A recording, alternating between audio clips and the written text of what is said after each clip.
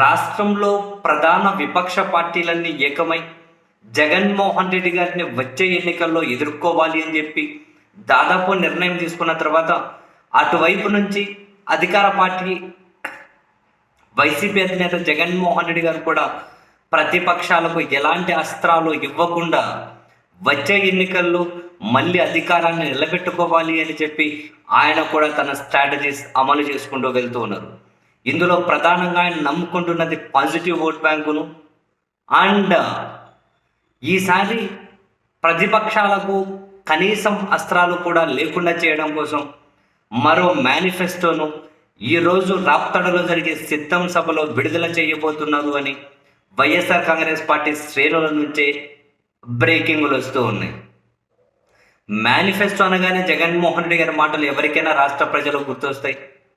Even 2014 ఎన్నికల్లో తాను ఓడిపోయిన తర్వాత అసెంబ్లీలోనే చెప్పారు, రుణమాఫీ హామీ ఇస్తే మనం ఖచ్చితంగా అధికారంలోకి వస్తామని చెప్పి మా పార్టీ నాయకులే నా మీద ఒత్తిడి తీసుకొని వస్తే రుణమాఫీ ఇవ్వని దాన్ని మాటిచ్చి ప్రజలను మోసం చేయకూడదు అని చెప్పి నేను మాట ఇవ్వలేదు అని జగన్ గారు అసెంబ్లీలోనే చెప్పారు.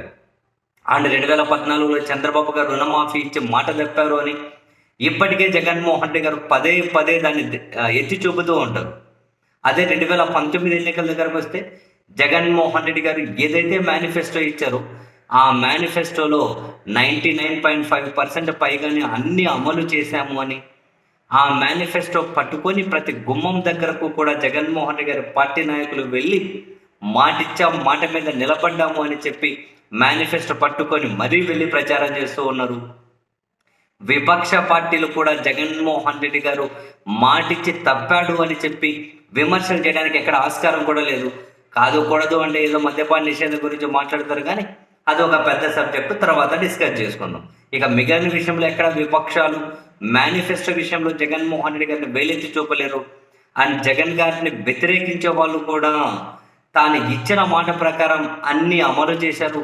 కరోనా లాంటి విపత్కర పరిస్థితులు ఎదురైనా కూడా తాను మాటిచ్చిన ప్రకారం మాట మీద నిలబడ్డారు అనే నిజాన్ని వాళ్ళు కూడా అంగీకరిస్తారు.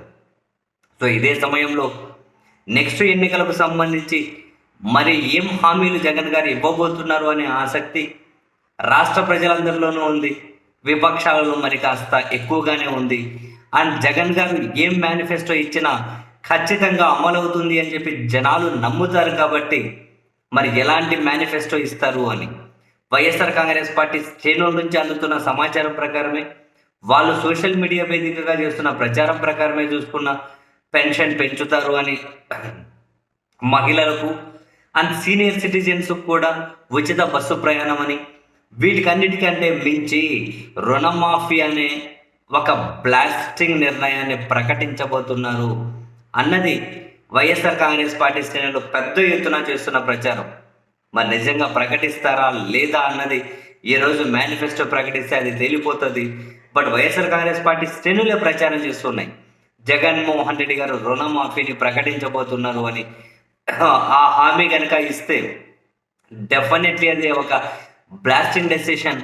ఆ ట్రిగ్గర్ కనుక సీఎం గారు నొక్కితే ఇక ప్రతిపక్షాలు కొట్టుకుపోవడం మాత్రం గ్యారంటీ.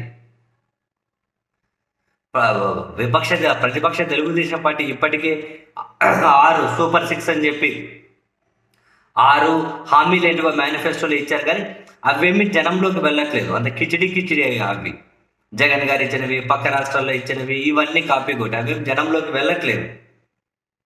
అండ్ ఆ తర్వాత వాళ్ళు ఉమ్మడిగా ఏం మేనిఫెస్టో ఇస్తారో చూడాలి.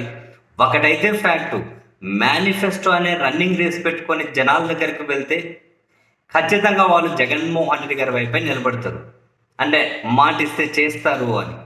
ఎందుకంటే ఇంతకుముందు చంద్రబాబు నాయుడు గారు మేనిఫెస్టో అమలు చేయలేదు, దాన్ని వెబ్సైట్ నుంచి కూడా తీసేసి ఉన్నారు. కాబట్టి సో ఈరోజు ప్రధానంగా చర్చ అంతా కూడా రైతు రుణమాఫీ ప్రకటన చేస్తారా, హామీ ఇస్తారా అని. సో అది కనుక ఇస్తే నో డౌట్ బ్లాస్టింగ్ డెసిషన్ అవుతుంది. అది కనుక ట్రిగ్గర్ నొక్కితే విపక్షాలకు అస్త్రాలు లేవు, శస్త్రాలు లేవు. కురుక్షేత్ర యుద్ధానికంటే ముందే చేతులు పైకెత్తి నిలబడాల్సిన పరిస్థితి అయితే ఖచ్చితంగా రావచ్చు.